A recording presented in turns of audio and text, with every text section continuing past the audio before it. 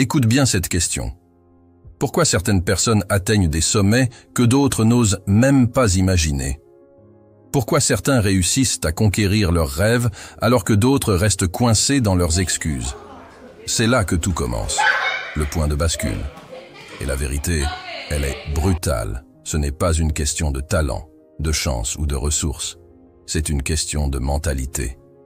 Prenons Mike Tyson. À 20 ans, il est devenu le plus jeune champion du monde poids lourd de l'histoire de la boxe. Un enfant des rues de Brooklyn, sorti du chaos, qui a dominé un sport où la moindre faiblesse est exploitée. Comment a-t-il fait? Par sa mentalité. Pas juste la mentalité d'un boxeur, pas juste la mentalité d'un combattant, la mentalité d'un champion. Aujourd'hui, je vais te montrer comment développer cette mentalité. Pas des clichés, pas des platitudes, mais des vérités crues, des leçons tirées de l'homme qui a conquis le ring et qui, malgré ses chutes, a prouvé qu'un champion ne reste jamais à terre. Si tu veux atteindre un nouveau niveau dans ta vie, professionnellement, mentalement, physiquement, alors prépare-toi. Ce que je vais te dire va te secouer.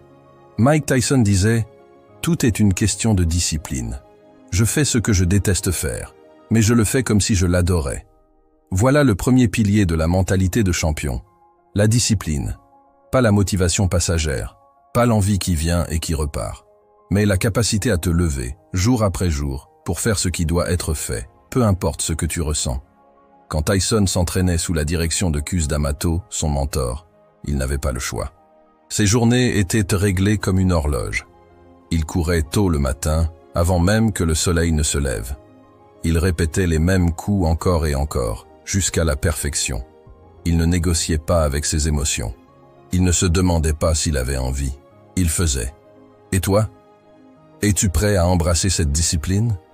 Es-tu prêt à sacrifier ton confort pour ta croissance? Parce que la vérité, c'est que la majorité des gens abandonnent dès que ça devient difficile. Les champions, eux, avancent quand les autres reculent. La vie te frappera. C'est une certitude. Pas une fois, mais encore et encore. Tu perdras des êtres chers, des opportunités, et parfois même la foi en toi-même. Mais ce qui te distingue, ce qui fait de toi un champion, c'est ce que tu fais de cette douleur. Tu l'ignores, tu la subis, ou tu l'utilises comme une arme. Mike Tyson est l'exemple parfait de cette transformation. Né dans un environnement où tout jouait contre lui, pauvreté extrême, violence omniprésente et une enfance brisée, il aurait pu sombrer, comme tant d'autres. Mais il a choisi un autre chemin. Chaque moment de souffrance a été pour lui un levier, une raison d'aller plus loin. Quand on lui disait qu'il ne valait rien, il ne se laissait pas abattre. Au contraire, il retournait sur le ring, plus déterminé que jamais.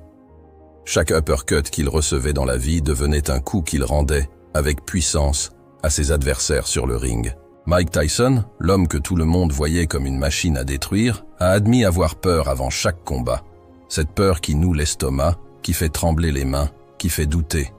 Oui, le plus grand combattant de son époque ressentait la peur comme toi et moi. Mais la différence, c'est ce qu'il en faisait. Tyson ne voyait pas la peur comme un ennemi. Il la voyait comme un moteur.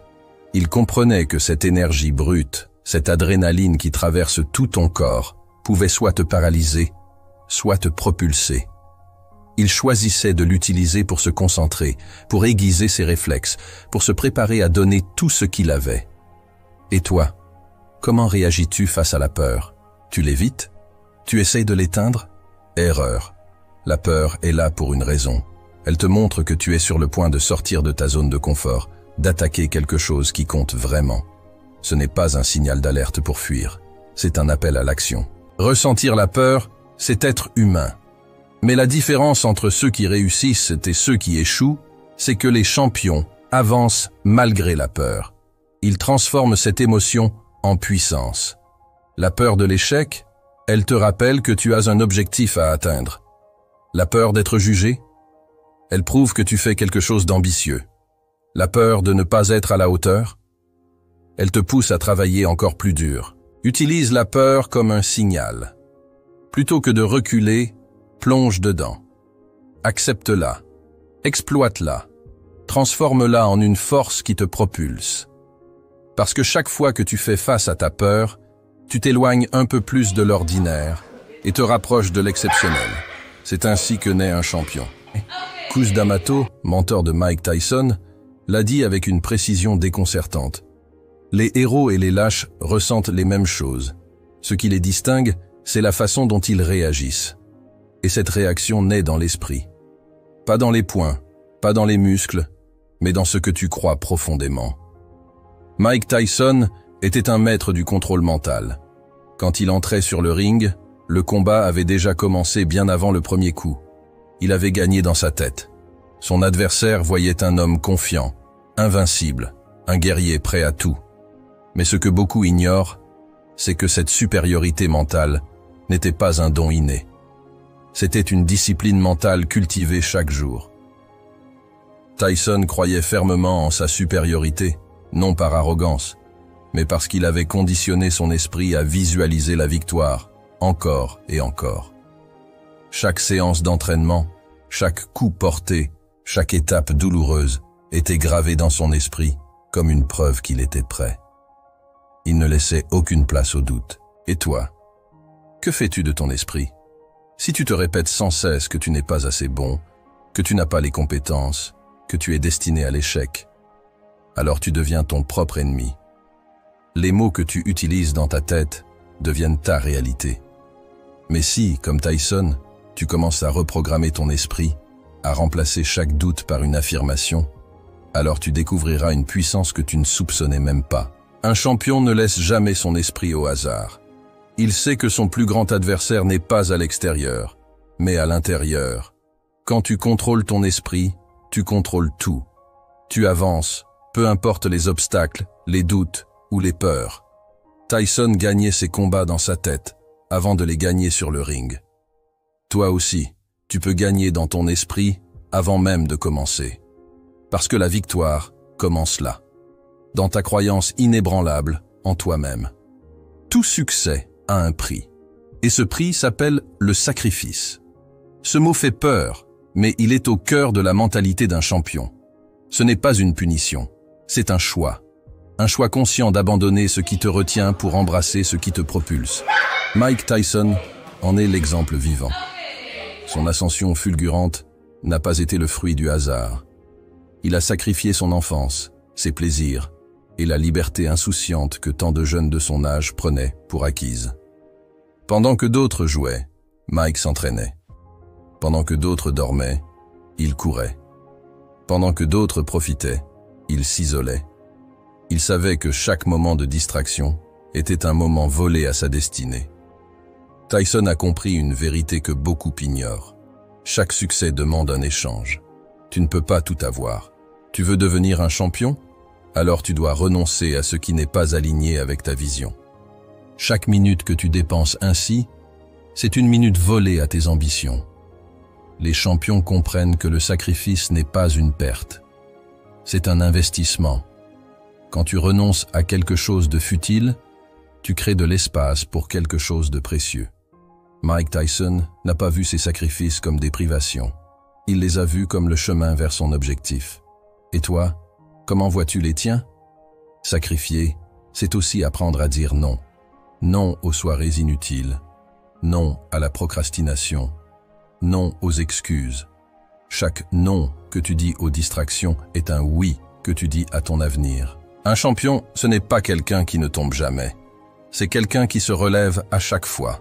La vie, comme le ring, n'est pas un endroit où tu peux éviter les coups. Elle te frappera, encore et encore, parfois quand tu t'y attends le moins.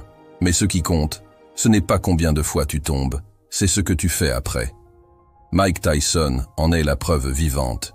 Il a connu des sommets spectaculaires, mais aussi des chutes brutales. Sa carrière est un mélange de gloire et de moments sombres. Il a perdu des combats. Il a fait face à des scandales. Il a tout perdu, y compris sa dignité, aux yeux de certains. Mais malgré tout, il s'est relevé. Pourquoi? Parce qu'il savait qu'abandonner n'était pas une option. Tomber, c'est humain. La peur de l'échec est l'un des plus grands obstacles qui empêchent les gens d'avancer. Mais Tyson nous enseigne une vérité importante. L'échec n'est pas une fin, c'est une opportunité. Quand tu tombes, tu es confronté à toi-même, à tes limites, à tes faiblesses. Et c'est dans ces moments de vérité que naît la résilience. La résilience, c'est un choix. C'est refuser de laisser un échec te définir. C'est comprendre que chaque chute est une leçon déguisée, une chance de te réinventer. Mike Tyson aurait pu disparaître après ses défaites et ses scandales. Mais au lieu de ça, il a choisi de transformer ses expériences en force. Quand la vie te met à terre, que fais-tu? Rester à terre, c'est facile. Tout le monde peut le faire. Se relever, c'est ce qui te distinguera des autres. C'est là que réside le véritable courage. La résilience, ce n'est pas ignorer la douleur. C'est la regarder droit dans les yeux et dire « Tu ne me briseras pas ». C'est te tenir debout, même quand tout ton corps te dit de rester à genoux. C'est avancer, même quand tu es fatigué, brisé, et que tu as l'impression que le monde est contre toi. L'art de transformer les épreuves en opportunités. Chaque coup que tu reçois est une occasion de devenir plus fort. Chaque échec est une leçon qui t'amène plus près de ton objectif. La résilience, ce n'est pas seulement se relever. C'est aussi revenir plus fort. À chaque fois que Mike Tyson se relevait, il revenait avec une nouvelle détermination. Ses défaites sur le ring n'étaient pas des échecs définitifs, mais des moments de transformation. Demande-toi, qu'est-ce que cette épreuve peut m'enseigner? Comment puis-je l'utiliser pour grandir? La résilience, c'est croire que, peu importe combien la situation est sombre, tu as encore le pouvoir de changer ton histoire. La résilience commence par une décision, la promesse de ne jamais abandonner. C'est un engagement que tu prends avec toi-même. Peu importe combien de fois la vie te frappera, tu te relèveras toujours. Tu deviendras plus fort, plus sage, plus déterminé. Un champion, ce n'est pas quelqu'un qui ne tombe jamais. C'est quelqu'un qui décide que tomber fait partie du processus, mais rester à terre ne fera jamais partie de sa destinée. Chaque jour est un nouveau round. Chaque matin, quand tu te réveilles, tu as le choix. Rester dans ta zone de confort ou te battre pour ce que tu veux vraiment. Un champion ne naît pas champion. Il le devient à force de travail, de discipline, de résilience. Et toi, tu as tout ce qu'il faut pour devenir ce champion. Mais ça commence maintenant. Pas demain. Pas quand tu seras prêt. Maintenant. Lève-toi, fixe-toi des objectifs clairs et attaque ta journée avec une mentalité de conquérant. Parce que, peu importe ce que la vie te réserve, tu es plus fort. Tu es un champion. Alors, prouve-le.